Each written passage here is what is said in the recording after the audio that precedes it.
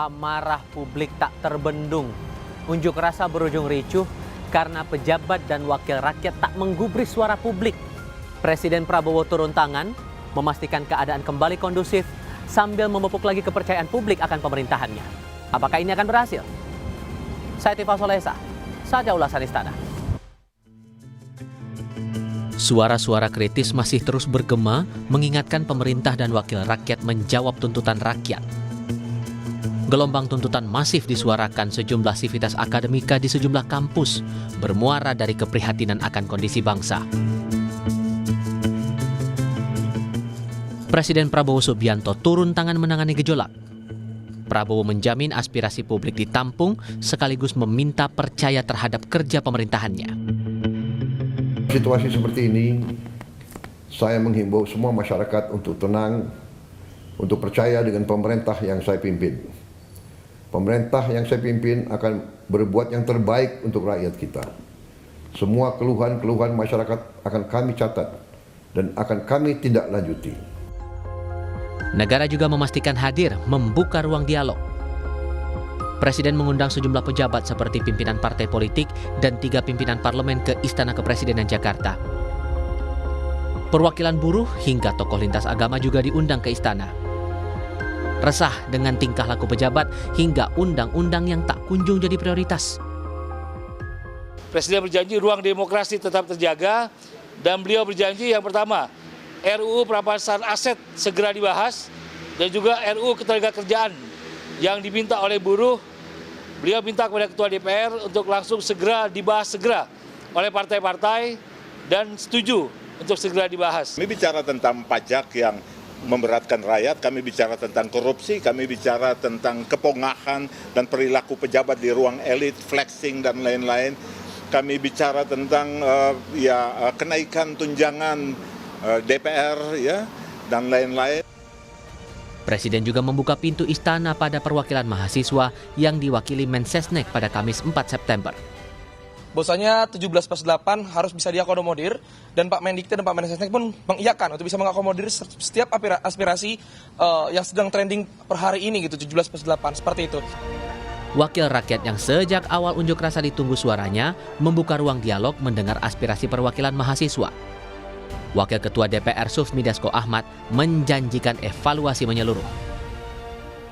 Kami dalam audiensi tadi juga sudah menyampaikan bahwa DPR juga dalam waktu yang singkat-singkatnya akan melakukan evaluasi menyeluruh baik terhadap tunjangan maupun keterbukaan kegiatan DPR, itu termasuk yang di dalam 17+8. Kini rakyat menanti sejauh mana pemerintah dan parlemen menjawab tuntutan dengan solusi, menjawab akar masalah. Kalau kita memberikan tugas kepada seorang karyawan, diberikan deadline, biasanya kan kita bisa melihat progresnya ya setidaknya. Kemudian deadline itu ya mungkin bisa kita update secara berkala. Tapi kalau misalnya memang arahnya sudah tidak ke sana, arahnya malah mundur, itu sudah merupakan bukti jelas atau jawaban dari pemerintah sebenarnya kan bahwa mereka tidak menafikan atau tidak merespon kepada tuntutan rakyat. Satu tuntutan yang paling mudah tercapai kalau kalian semua masih punya political will adalah bentuk tim investigasi independen untuk mengawal seluruh korban kekerasan aparat selama sepekan demonstrasi terakhir. Termasuk ada kawan-kawan kami yang sekarang dikriminalisasi paksa, Mas. Gelombang demonstran 25 hingga 31 Agustus lalu melahirkan 17+8 tuntutan rakyat. Total 17 tuntutan wajib dipenuhi dalam 1 minggu.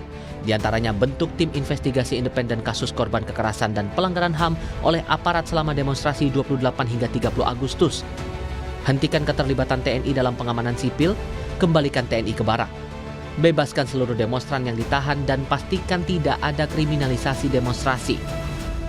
Sedangkan 8 tuntutan rakyat harus terlaksana 1 tahun ke depan.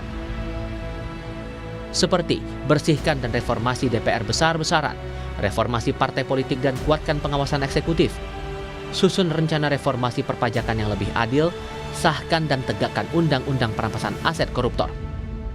Pemerintah memastikan negara hadir, seluruh aspirasi akan ditindaklanjuti. Bahwa semua aspirasi masyarakat itu prioritas, harus tetap kita tampung, namun dalam suasana yang sampaikan secara baik gitu, sesuai aturan. Dan pemerintah menjamin itu semua didengar dan akan ditindaklanjuti. Percayakan pada pemerintah. Pemerintah, negara memberikan perhatian semua kepada korban-korban, baik yang terluka ataupun yang wafat dalam peristiwa-peristiwa kemarin itu. Itulah bentuk hadirnya negara. Kita tidak menginginkan semua ini terjadi. Ketika terjadi ada korban, semua diberikan perhatian. Termasuk juga para pelaku kerusuhan yang ditangkap juga diperlakukan baik. Mereka diproses hukum, tapi juga diperlakukan baik. Dijaga hak-hak mereka. Kekecewaan publik yang terlanjur tumpah jadi pelajaran besar. Komunikasi elit perlu dibenahi. Wakil Presiden ke-10 dan ke-12 RI Yusuf Kala meminta para pembuat kebijakan tak asal bicara. Kalau begini akan berjumpa gimana-mana. Kita memahami itu bahwa kita semua akan kena masalah.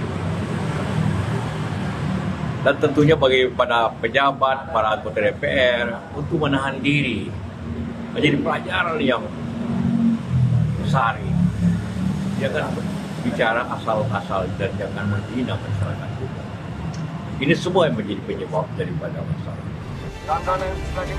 Menurut mantan Menko Polhukam Mahfud MD, minimnya tindak lanjut suara rakyat jadi andil besar memicu kemarahan rakyat atas banyak persoalan.